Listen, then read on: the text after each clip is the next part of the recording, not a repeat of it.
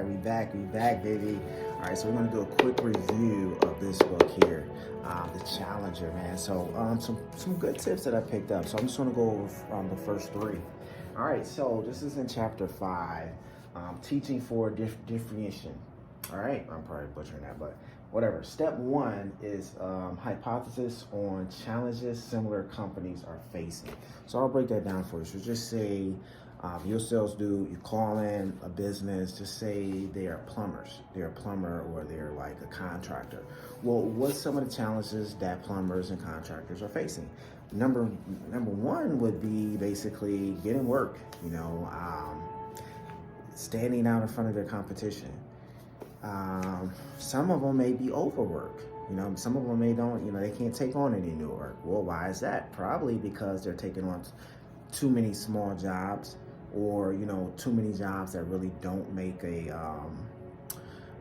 don't really have a big profit margin to where they can hire new staff or pay people more to where they can actually acquire good talent. I think I have heard that before, where they say like, hey, people just don't want to work. And I was just like, well, is it because they don't want to work because the pay is not good? Or do you think you can actually pay more and retain more people? He's like, oh yeah, if I pay more, then I can retain more people. I actually paid a guy $5 more than I paid everybody else, and he's been with me for a year. So I said, there you go.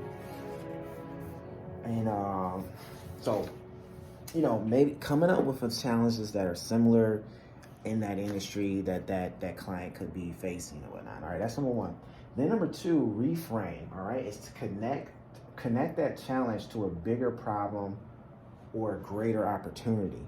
So just say if I was talking to someone, a consultant, and I'm saying, hey, well, the biggest challenge people in the industry, that you're serving, as far as small businesses are facing is that, hey, they don't know how to scale their business.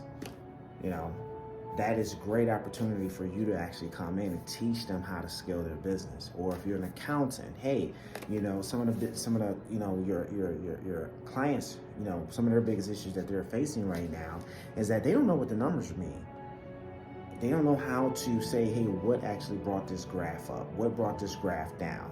They don't know what activity led to that spike in production or actually decreased the spike of production. They don't know. So that's where accountant would come in at and actually explain those numbers, and that's what you do so well.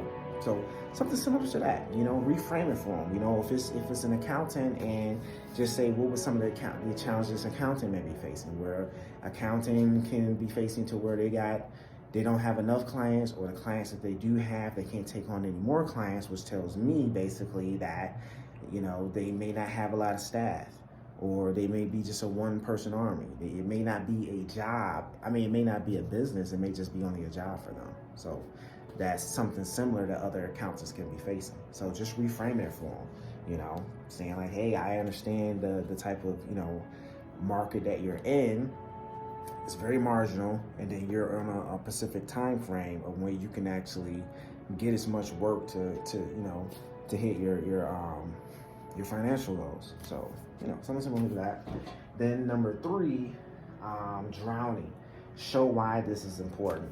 Well, the importance of, number 1, exploiting those opportunities that a company may be facing is because it's important, because that allow your company to actually stay alive for another year, or expand your market share, or increase in your in your bottom line. That's why it's important. It's going to equal more money. So that's the 3 steps that the Challenger is actually suggesting. Number 1, try to find like a hypothesis on challenges similar companies are facing. That's number 1. Like, what are some challenges people are facing in this industry? Number 2, you want to reframe it for them. Connect it to a bigger problem or a greater opportunity. So I want to connect that issue that all of them are facing to a even bigger problem, or a possible chance of some great opportunity.